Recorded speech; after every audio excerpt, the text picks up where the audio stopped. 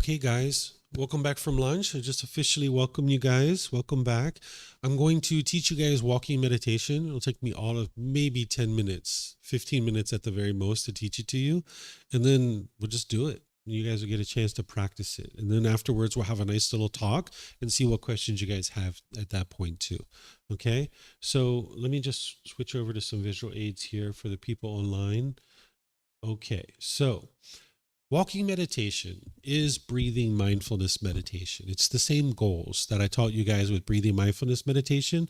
With breathing mindfulness meditation, you're focused on the breath, and anytime the mind moves off the breath, you're cutting that off and letting it go and coming back. So you're developing concentration by focusing on a fixed object. And when your mind moves off of that, you're building your mindfulness or awareness of mind. And when you let go, that's training your mind to let go and eliminate craving, desire, attachment, and come back. Well, you're doing the same exact thing with walking meditation. It's just a different position, and you're doing it slightly different. You're going to be staring through the eyes at about 1 meter in front of you. And anytime the mind moves off of that, you'll notice that with your mindfulness, and you'll cut it off and let it go and come back to whatever you're looking at through the eyes. So it's the same exact goals. Okay. You can actually do this meditation as a standalone. You could start and finish with walking meditation like we're going to do today, and just that's your meditation. Or you could do it prior to other positions. There were times where I could see my mind was really overactive, and I would do walking meditation first for some period of time, and then I would switch to a standing or walking, or standing or a seated or a lying or something like this.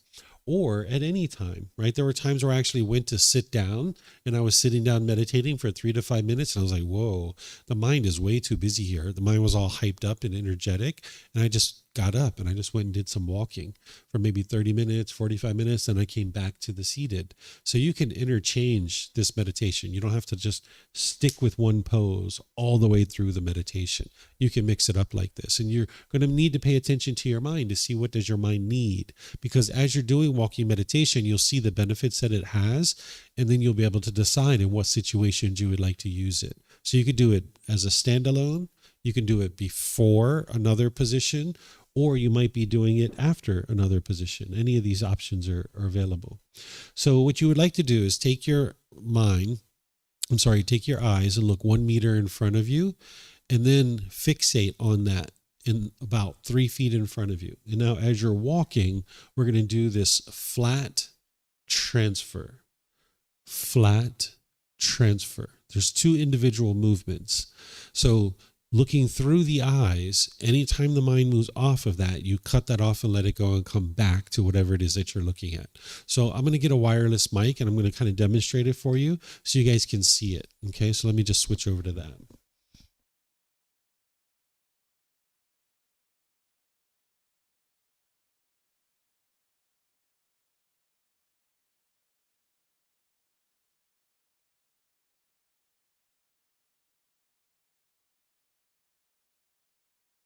For those of you guys online, I'm just going to switch the cameras so you guys can see what I'm doing. There. Okay. If I'm doing this walking meditation, you're standing with your feet at about shoulder's width, and you're looking 1 meter in front of you, or 3 feet. In my hands, I would normally clasp in front of me with my clasp on the wrist or to the sides or behind. You can do whatever you like. But what you ultimately are going to do is put your foot flat in front of you, and then you transfer. Those are the only 2 movements. Flat, transfer. Flat, transfer. Flat, transfer. Flat, transfer. So I'm looking 1 meter in front of me. And if my mind goes off of that, then I cut that off and bring it back. Okay, so it's going to be flat, transfer. Flat, transfer. Flat, transfer. And you're usually walking in a direction, circle. We're going to be spread out throughout the classroom. So you're going to do this flat transfer, and that's how you're going to get started. but eventually you like to get rid of the flat transfer, because if you just keep saying that your mind hasn't truly let transfer. Can you guys hear me without the mic? Yeah. Okay. So you start that transfer, but then ultimately you let that go. You don't use that any longer. So I'm going to show you how that works. So if I get started here, I might start with flat transfer, flat transfer, flat transfer, flat transfer. But now I'm just going to let that go. No longer use that and just do it.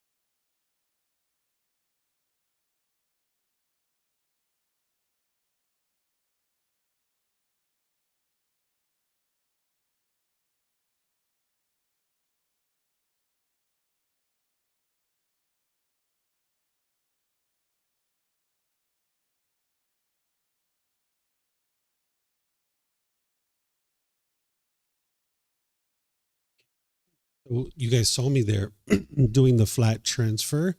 It's kind of like the old timey clocks. Do you guys remember the clocks? It's like tick tock, tick tock. The mind almost gets into a bit of a trance while you're doing this. This is like the steel rod that I was talking about yesterday and the wood, that you're creating that groove where you're driving the steel rod back and forth. You're getting in that groove. Now you're walking around, you're getting your mind into that groove. And anytime that it pops out, you notice that and you bring it back. And your mind gets more and more used to being in this groove during things like meditation, so that then when you're outside of meditation and you notice your mind's not in that groove, you can pull it back. That's what you're doing. So you're getting the mind used to being in this groove. Okay. So any questions on this? Would you guys like to give it a try? Yeah. Okay. I'll get you guys started. I'm going to use this mic, see if it'll work for us. If you guys would like to spread out, you might need to put some of your mats off to the side. We're going to use like the whole classroom where we'll walk around in a circle. So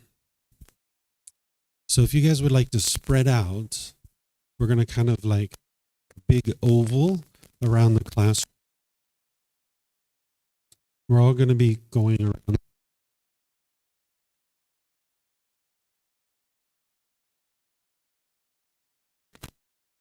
Counterclockwise. So we're going to all go around this way, and this way. The space you.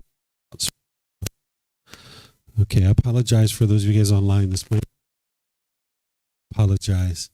Okay, so now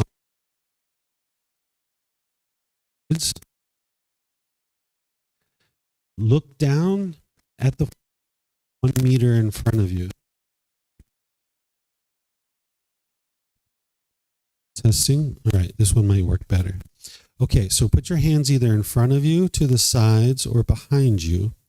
Look down at the floor 1 meter in front of you or 3 feet in front of you. Now, before we do the whole meditation, let's just get the two movements down. Put your foot out flat in front of you. Don't transfer any weight. Just put it out in front of you. You can see there's no weight on it yet, right? Just put your foot flat out in front of you. That's the first movement, the flat. Now we're going to do the transfer. Transfer. Flat.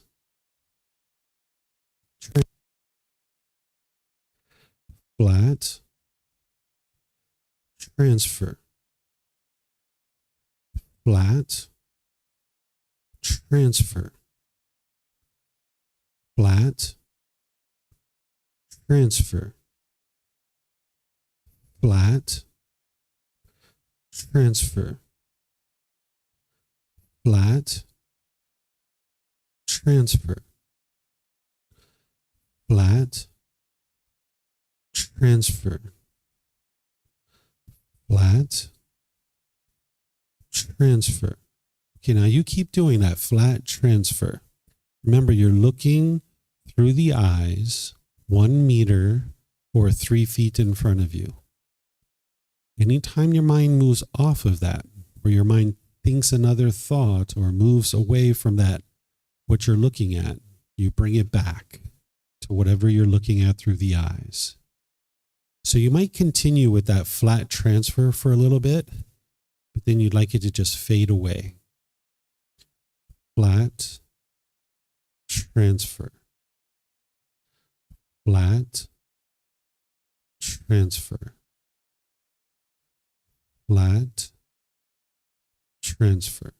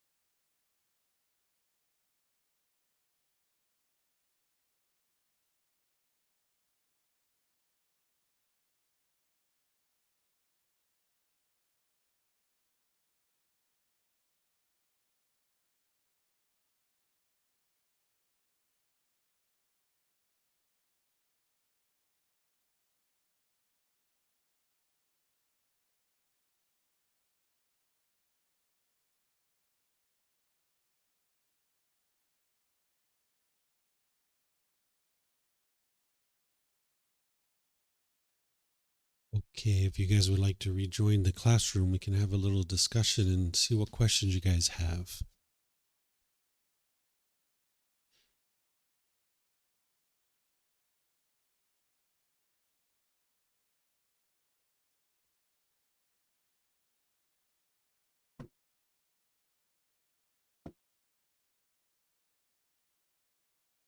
Right.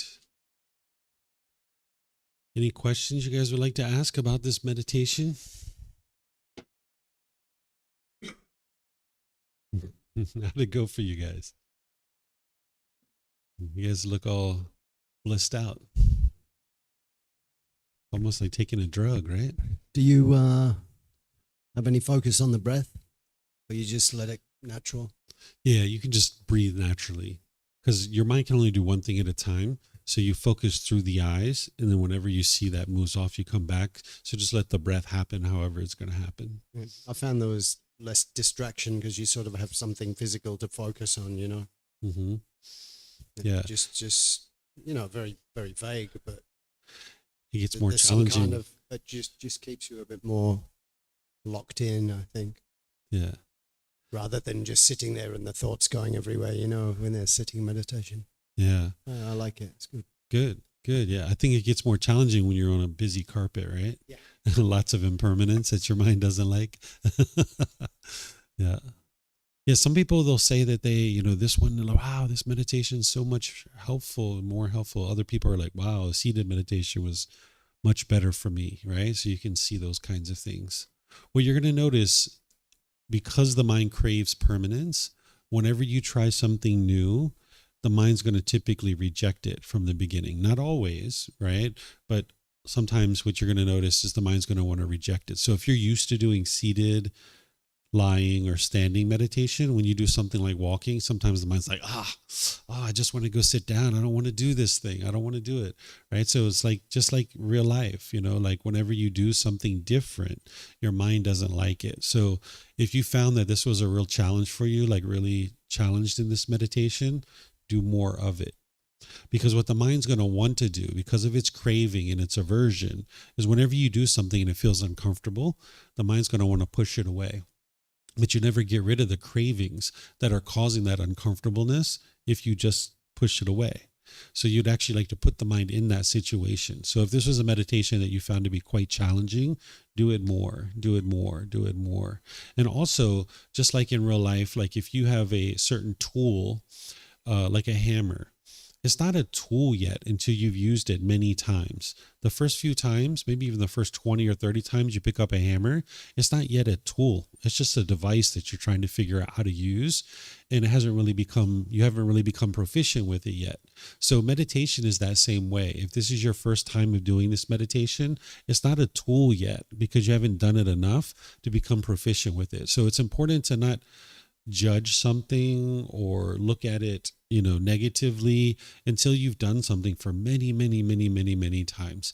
And the more your mind doesn't like this, the more it's like, yeah, you should do that more. You should do that more. Because by the time you get to enlightenment, everything and anything can be comfortable. Whether you're doing walking meditation, seated meditation, lying, standing, whether you're eating chocolate ice cream or you're eating broccoli, your mind can maintain its peace and maintain its joy. You know that this chocolate ice cream, wow, that tastes really sweet. That tastes really good. Oh, this broccoli, it's going to nourish the body. You understand those things, right? You can see the difference in the taste, but you can be just as peaceful, just as joyful eating the chocolate ice cream as you can the broccoli.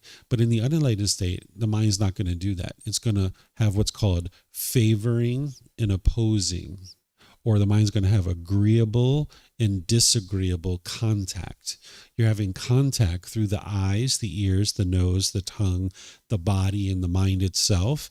This is the sensual desire, and it's going to have favoring and opposing.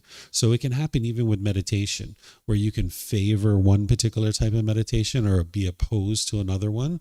And whenever you see your mind's opposed to something, you would actually like to bring that in and train your mind to be comfortable in that situation. So this is that type of thing. If you're noticing, Simon, you had a a nice experience, it sounded like, with this meditation, but not everybody does. Some people, they're like, oh man, I just wanted to go sit down. Just walking, it wasn't my thing. And then someone might try to go away from that and not do it. And I would encourage you to do it more so that it becomes a tool and your mind gets more and more comfortable with it, because that's how you get liberated from your cravings. Because the only reason why something would feel uncomfortable is because of your cravings. That's the only reason why I would feel uncomfortable mentally. Inevitably, I found my breath matching the walk, and I think that's okay. When I would breathe out when I put the weight on the new leg, and I found myself sort of trying to match that. I found, though, even though I had my eyes open, looking ahead, like in meditation generally, my mind is all over the place. Mm-hmm. It's just scary. I wonder if I'm like that all the time, or if I just get really thoughtful when I'm meditating in particular. But even though my focus is visual in front of me, my mind is still all over the place. Yep. Should I do something about that, or is it okay just to keep the visual and let the mind fly, or just bring it here, bring it here? Yeah, you're not interested in just letting the mind go. That's the wild animal. It just wants to frolic around in the forest, and now it sees the elephant, the animal trainer coming, and then it's like, no, I don't want to be here. I want to get out of here, right? The mind wants to run around. So this is where you're disciplining the mind. And when you see the mind's pulling, you say, nope, get back over here. And then the mind's going to pull again. You're like, nope, get back over here. Nope, get back over here. So the Buddha calls this like a post or a pillar. And he talks about these 6 animals that are pulling in all these different directions. And every time the animal gets to the edge of the rope, it gets yanked back, right? So the 6 animals are your 6 sense bases. This eyes, ears, nose, tongue, the body, and the mind. It's pulling. It's like, wow, look at that beautiful woman. Oh my gosh. Oh, look at that car. Wow. Oh, did you smell those cookies? Oh, they smell so good. Your mind's pulling in all these different directions, and you need to just keep yanking it back and yanking it back and yanking it back. You're learning how to do that in meditation, but then you need to do it in daily life where you see your mind pulling. You just yank it back and yank it back. And just like those animals, when those animals pull enough, eventually they're going to get tired, and they're just going to sit down by the post and pillar, and they're going to be calm because they realize they can't go anywhere. Your mind's the same way, that over a consistent long-term period of time, if you're pulling it back and pulling it back in meditation and in your day-to-day life, eventually your mind won't pull anymore. It's like, yeah, that woman's beautiful, but I'm over here, I'm doing this thing. Or yeah, those cookies smell good. Maybe I'll get one later, but I'm going to focus on this right now, right? You just stay focused on what it is that you're doing. Your mind can have that focus and clarity, but when it's being pulled in all these different directions, you can't do that. Mm-hmm. So usually the breath is what some people refer to as the anchor. Mm-hmm. How do you feel about sounds being an anchor? You're not interested in doing that, aside from your breath, right? When you're breathing, that sound, you can use that because that's going to be with you all the time. But people who are meditating to music and things like this, it's not really training your mind to let go, because you're still looking for that pleasantness with the music. So you would like to focus on the breath because you'll have that with you. That can be your anchor, or the sensation of the air moving over your skin. That can be your anchor. And when you're doing walking meditation, it's through the eyes, whatever you're looking at through the eyes. One of the things that you're doing with this meditation by looking 1 meter in front of you is you're training your mind to be in the present moment, right? Because if you're looking 5 meters in front of you, you're way in the future.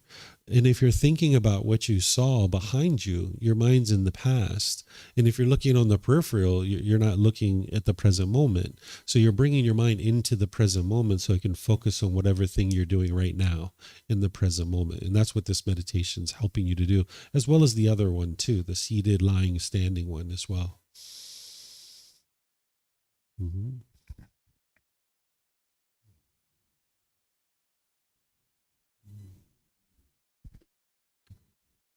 Have you ever done running meditation? No. I done lots of marathons and long distance running, and at one point when I was in Sri Lanka for a few years, I used to just go out into the middle of nowhere, just, 20, 30K runs.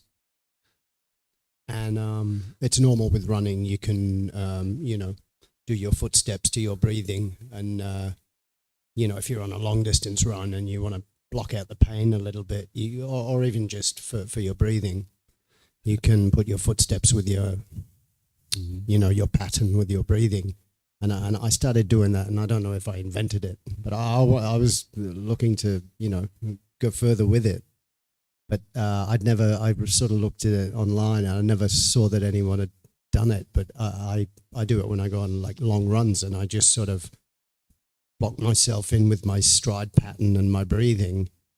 And of course, when you're running and you're going a bit faster, unlike walking on the carpet, say, you haven't got time to focus. You could walk along this carpet and pick out a little ant or something, and it could distract you. But when you're running, because everything's going along a bit faster, you haven't sort of got that focal point. It's more of a blur, like 6 foot in front of you, and you can really get into a meditative state and block out the pain and the heat and the whatever. And that's how I used to get long runs done. Do you have a question?